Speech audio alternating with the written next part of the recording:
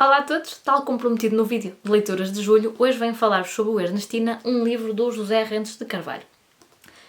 O José Rentes de Carvalho era um autor em relação ao qual eu tinha curiosidade quase próxima do zero. Porquê? Porque eu achava que Rentes de Carvalho era nome de escritor clássico e chato. Ou seja, eu sabia que ele não era clássico, não é? Aliás, o Rentes de Carvalho está com 89 anos neste momento, mas ele tinha nome assim de autor, assim para a idade de 2 séculos atrás, e que, pronto, eu ia achar uma seca descomunal.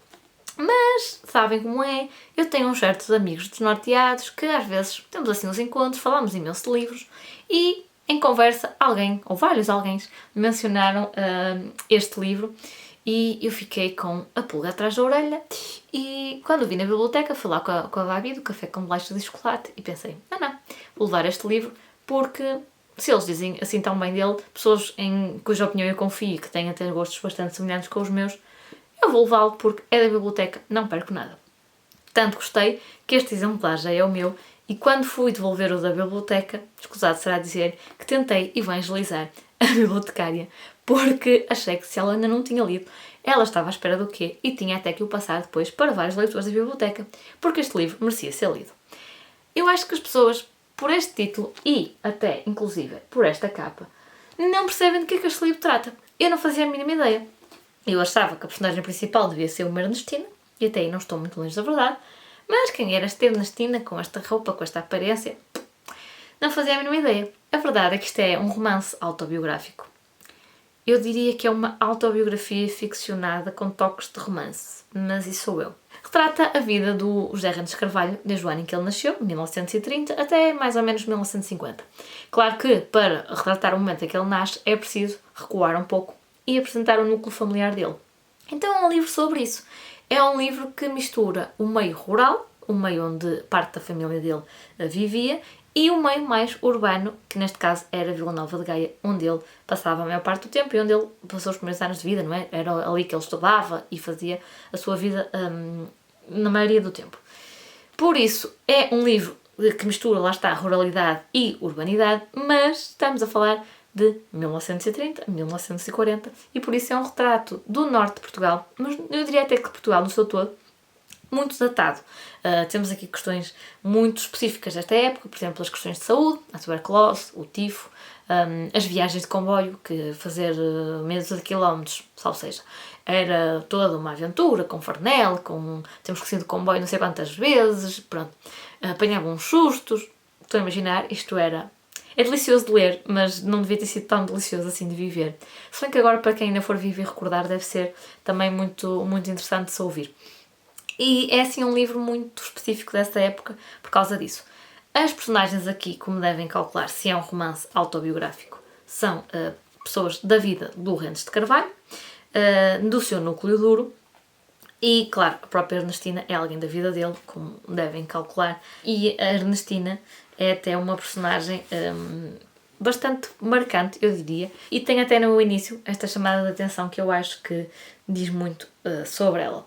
Diz assim: teimosa, desastrada, desobediente, repontona, com queda para transformar em calamidade as coisas simples. Um dia à janela deixou escapar das mãos uma jarra de vidro que por pouco ia ferindo um vizinho. Da outra vez pegou fogo à casa, a brincar com uma faca cortou a boca até à bochecha. Ernestina tornou-se no seio da família uma espécie de risco permanente.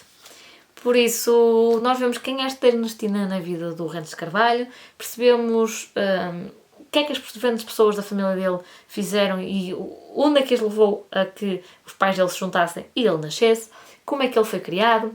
Há aqui problemas familiares que são muito comuns, não só daquela época, mas alguns com as devidas adaptações são problemas até bastante atuais. Há questões transversais a todas as gerações. É um livro, no fundo, muito duro. Eu posso estar aqui a falar de forma leviana, mas ele não é todo leviano. Tem aqui passagens muito marcantes relacionadas com as questões de saúde, com as questões, por exemplo, dos pescadores. Uma série de episódios de maior ou menor dimensão que, de facto, marcam o leitor e espetam assim umas facadinhas, mas não é um livro lamechas, que eu acho sempre importante referir isto. Eu gosto de livros tristes, mas não gosto do livro lamechas, por norma. E este não é de todo o caso. O Rentes de Carvalho, não sei se faz isto nos outros livros, não li ainda mais nada dele, mas vou ler. Só que aqui reparo que ele faz uma coisa que eu acho brilhante, exímio mesmo. É que ele consegue caracterizar as personagens sem estar de forma detalhada, ali 2 ou 3 páginas a dizer quem é Ernestina fisicamente e emocionalmente. Muito pelo contrário, vamos percebendo pontualmente o caráter das personagens, como é que elas são fisicamente, como é que se movimentam, como é que interagem com os outros. Não é de forma exaustiva, o leitor vai percepcionando cada uma das personagens, o seu caráter, sobretudo o caráter, eu acho que há um livro sobre isso, aos poucos. E por isso é que ele não é um livro maçador nem maçudo. O Randes de Carvalho, apesar do livro ter 300 páginas, é um autor que diz muito em poucas palavras. Eu diria que ele não está a engonhar. Aqui tem muitos episódios da vida dele. Eu até não sei se nota que eu gostei do livro, pela quantidade de post-its que eu tenho aqui, mas é um livro que eu tenho que recomendar, mas com algumas ressalvas. Eu acho que não é livro para aquele leitor que gosta, sei lá, por exemplo, de ler um thriller que se lê 60, 80 páginas numa hora. Não é esse género de livro. Não é um livro para ler apressadamente, também não é um Lobo Antunes, é assim um intermédio entre uma escrita light e uma escrita mais complexa, é assim muito bem escrito sem ser um bicho de 7 cabeças. A história é, lá está, para quem gosta de conhecer uma determinada época e um determinado contexto, neste caso a partir de uma determinada família e da sua dinâmica familiar, e tem ainda assim uns toques sarcásticos que eu aprecio muito. Eu digo sinceramente, eu não sei se escreveria um livro sobre a minha família com este grau de honestidade, e embora tenha quase certeza que ele aqui exagerou algumas coisas ou deu assim um bocadinho de cor porque já não se lembrava bem, não é? Ok que o livro foi publicado em 98, mas em 98 o Randes Carvalho já tinha 68 anos, ele lembrava-se lá dos seus 5, 6 anos. Não se lembrava com o detalhe que está aqui.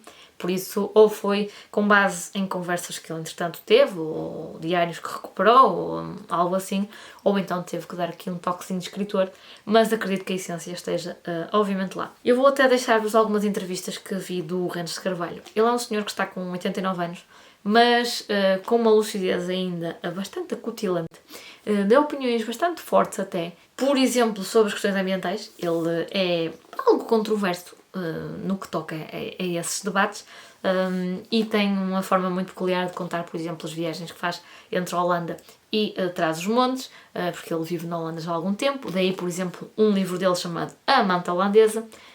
Aliás, eu vou ler esse livro, só não sei quando. E é uma pessoa que, pelo menos ali, eu acho que vale a pena espreitar quem é este senhor de nome Doutor Clássico.